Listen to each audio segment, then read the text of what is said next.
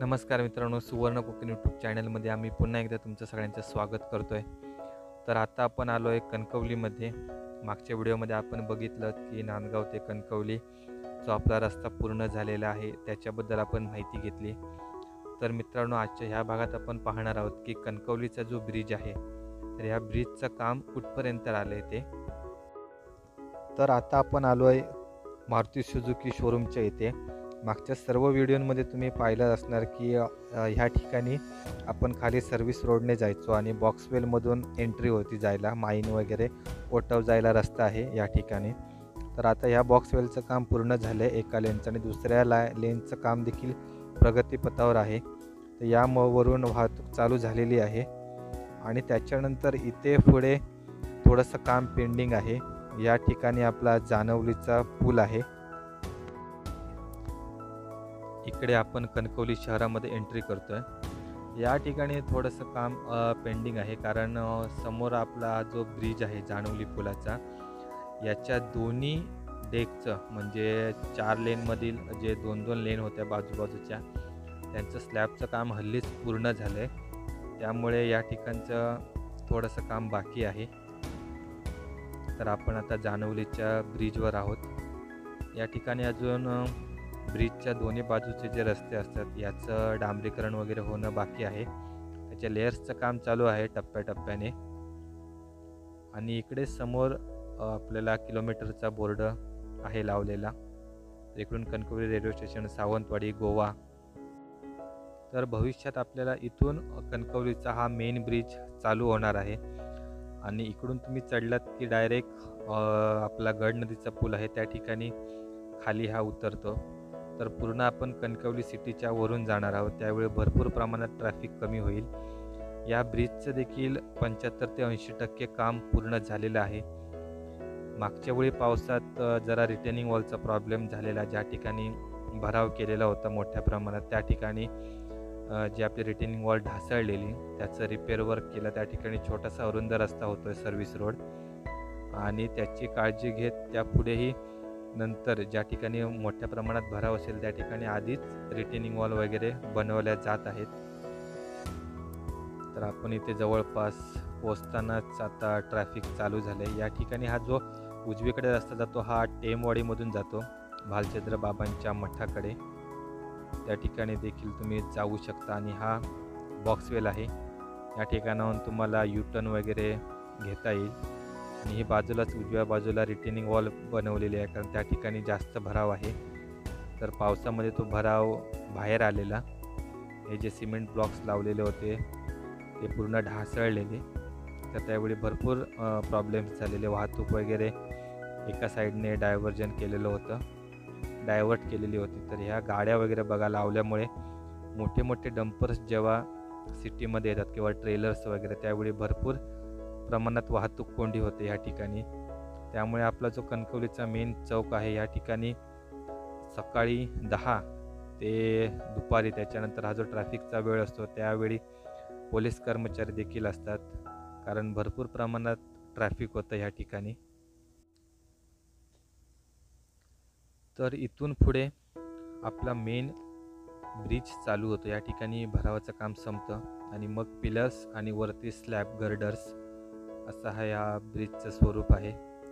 तर इथून पुढे मेन फ्लायओव्हर चालू होतो आहे. या ठिकाणी तुम्ही बघू शकता वरती डेकचं काम झालेलं आहे आणि इकडे पुढे चालू आहे काम. हे देखील पुढील काही महिन्यामध्ये पूर्ण होईल आणि त्यावेळी कदाचित वाहतूक कोंडी सुटेल. तर सत्ताधारी लोकांनी सांगितलं आहे की या पावसाच्या आधी कणकवलीचा ब्रिज चालू होईल. तर आपण बघूया कधी चालू होतो आहे ते. तर या ठिकाणी तुम्ही बघू शकता उजव्या बाजूला नुकतंच स्लॅबचं जे फॉर्मेशन वर्क होतं, स्लॅबचा जो फार्म असतो ते ठोकण्याचं काम चालू आहे. त्याच्यानंतर मग कास्टिंग होणार. कास्टिंग झाल्यानंतर मग त्याला सेटलमेंटसाठी वेळ द्यावा लागेल. मग त्याच्यानंतर चालू होईल हा ब्रिज. तर या ठिकाणी हे 2 स्पॅन बाकी आहेत अजून आपण पुढे बघूया किती बाकी आहे ते काम. तर या ठिकाणी हा मेन चौक आहे. इकडे भरपूर मोठ्या प्रमाणात वाहतूक कोंडी होते आणि तुम्ही बघितलंच असेल की 2 महिन्यापूर्वी कणकवलीतला एक ब्रिज म्हणजे छत्रपती शिवाजी महाराजांचा पुतळा आहे, त्या ठिकाणी थोडासा ढासळलेला. त्यावेळी देखील भरपूर मोठ्या प्रमाणात वाहतूक कोंडी वगैरे झाली, पण नशीब चांगलं होतं की त्या ठिकाणी कोणत्या गाड्या वगैरे पार्क नव्हत्या किंवा कोणीही जखमी झालं नाही.